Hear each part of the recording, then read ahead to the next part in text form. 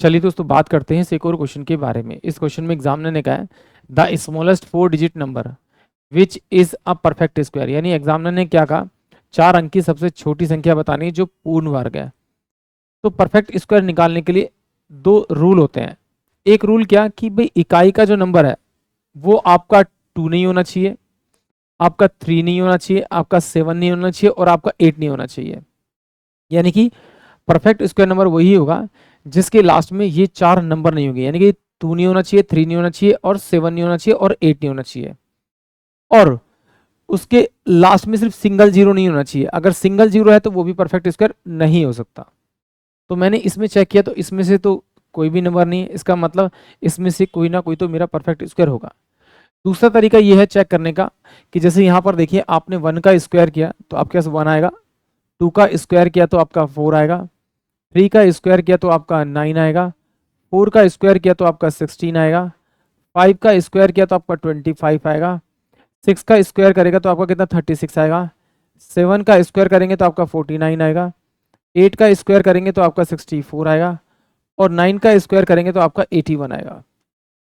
यानी कि देखिए जब मैंने इनका परफेक्ट स्क्वायर किया तो देखिए ना तो इसके अंदर मुझे 2 दिखाई दे रहा है, ना ही मुझे 3 दिखाई दे रहा है, ना ही मुझे 7 दिखाई दे रहा है, ना ही मुझे 8 दिखाई दे रहा है और ना ही मुझे सिंगल जीरो दिखाई दे रहा है। अगर 10 का स्क्वायर करो तो 100 आएगा, यानी डबल डिजिट आएगा।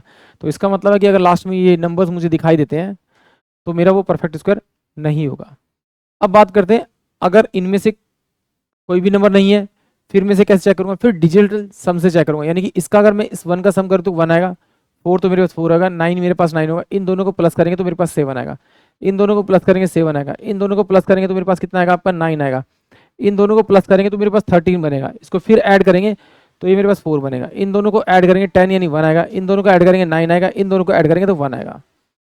यानी कि इस नंबर को अगर ध्यान से देखेंगे आप तो यहाँ पर मेरे पास 1 4 9 7 आ रहा है, 7 9 4 1, फिर मेरे पास में ये नंबर आ रहा है यानी 9 1।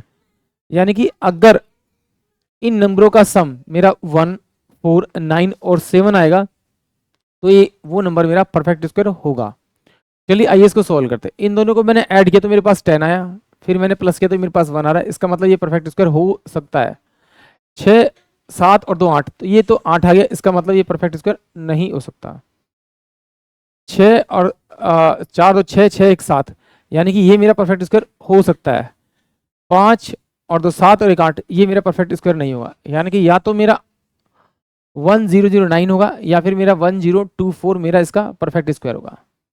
तो चलिए जब आपके पास ऐसी कंफ्यूजन आ जाए तो आप क्या करेंगे, आप लास्ट के 2 नंबर को देखिए, लास्ट के 2 नंबर को, या फिर आप स्टार्टिंग के 2 नंबर छोड़ दीजिए, बाकी नंबर को देखिए। जब बाकी नंबर देखेंगे तो आपका सब में 10 10 आ रहा है, तो इसका मतलब ये नंबर मेरे पास क्या होगा 3 के स्क्वायर के आसपास होगा।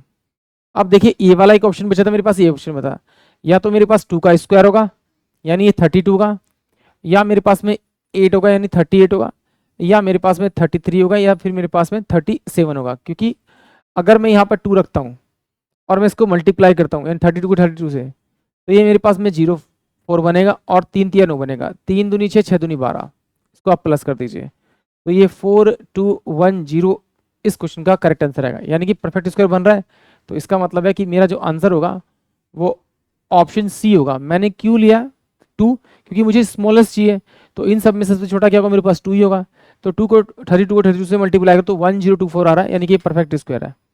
बट इसे अगर आप और इजी करना चाहते हैं तो आप सिंपल सा परफेक्ट स्क्वायर को याद कर लीजिए और अपने क्वेश्चन को और इजीली निकाल लीजिए। आई होप आप सभी को क्वेश्चन समझ में आया होगा।